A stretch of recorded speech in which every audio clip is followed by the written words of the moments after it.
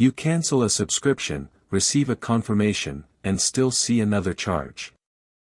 The charge can feel like a glitch, a scam, or a company ignoring your decision. But a subscription is not one button inside one system. It can be an offer, an account, a payment permission, and a statement. Canceling one layer does not always close the others at the same moment. To solve it, we will identify the biller, document the cancellation, and watch the payment route. In this episode, we will follow one ordinary free trial through the billing machine. We will see where recurring charges begin, where cancellation records live, and where they can fail. Then we will test the 3 checks before the next billing date. The checks are simple: identify the biller, document the cancellation, and watch the payment route. A free trial usually sounds like a temporary decision. The billing system may treat it as a future subscription waiting for a deadline. To start the trial, you may be asked for a credit or debit card. If you do not cancel before the stated deadline, the offer may convert into a paid renewal. That conversion is often called a negative option. The company treats silence or failure to cancel as permission to continue. The important terms are the trial length, the first paid price, and the cancellation method. A pre-checked box can also change what you agreed to receive or pay for. A small shipping fee or low first price does not explain what happens next. The first defense is to find the future charge before you give the card number. Think of the subscription as 5 doors instead of 1 button. Door 1 is the advertisement that makes the offer look temporary or cheap. Door 2 is consent, where the terms connect that offer to future billing. Door 3 is the service account that records whether your membership is active. Door 4 is the payment permission that lets a merchant request money. Door 5 is the statement that shows what finally reached your bank or card. These doors can be controlled by different systems or different companies. Deleting an app does not create the same record as canceling the account. Blocking a payment does not automatically erase a contract or an amount you may owe. The hidden system is the gap between a decision on one door and a status change on the next. A clean cancellation flow would show what ends, when it ends, and what happens to the next charge. A difficult flow can hide the cancellation path behind small text, extra questions, or repeated offers. In June 2026, the FTC said a federal court temporarily halted a group of alleged deceptive subscription schemes. The FTC complaint alleged hidden recurring charges, unauthorized billing, and cancellation mechanisms that were not simple. The complaint also alleged that some charges continued after consumers were told a subscription was canceled. This is an allegation in a pending case, not proof that every subscription company uses those tactics.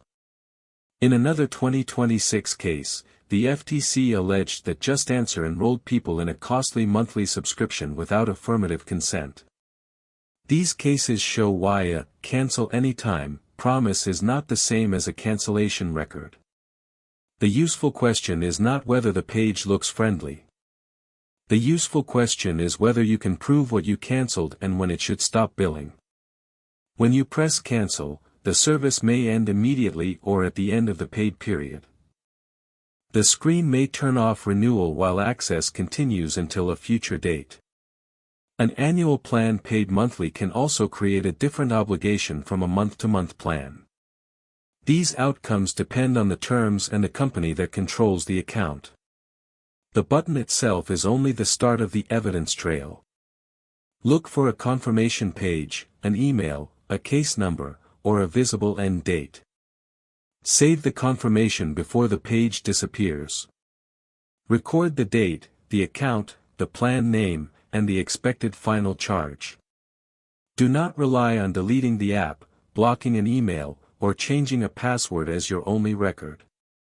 A cancellation is strongest when the account record and your own record tell the same story.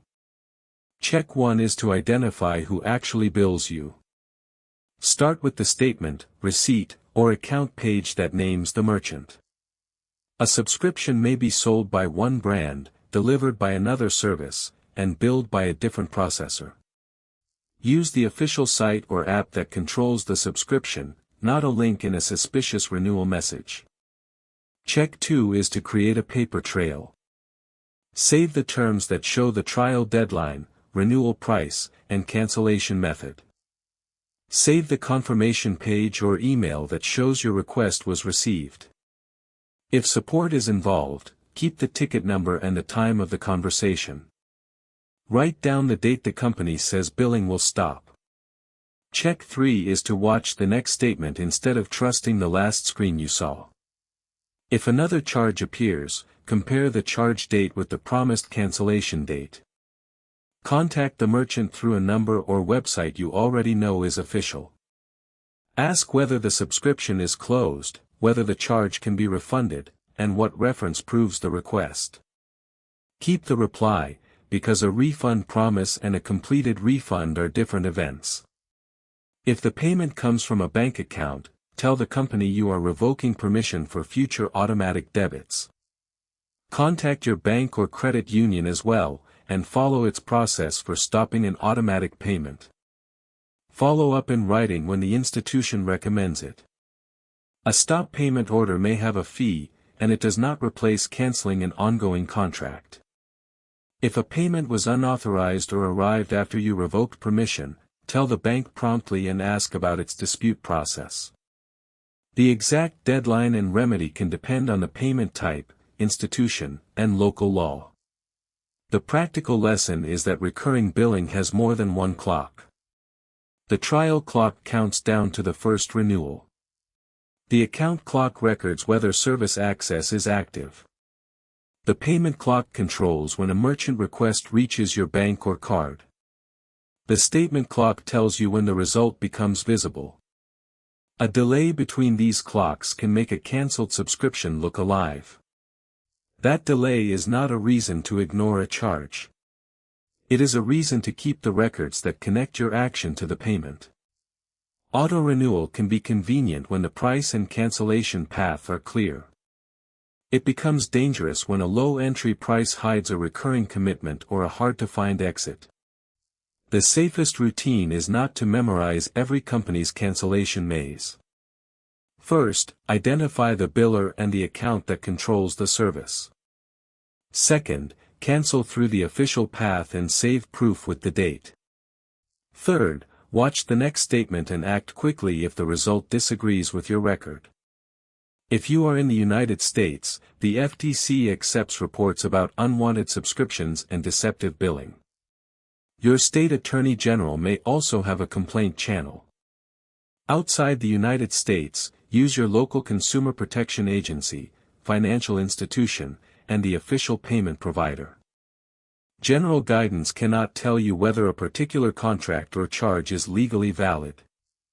But the evidence routine works across many payment systems. If you want to understand another hidden system behind everyday technology, follow the channel.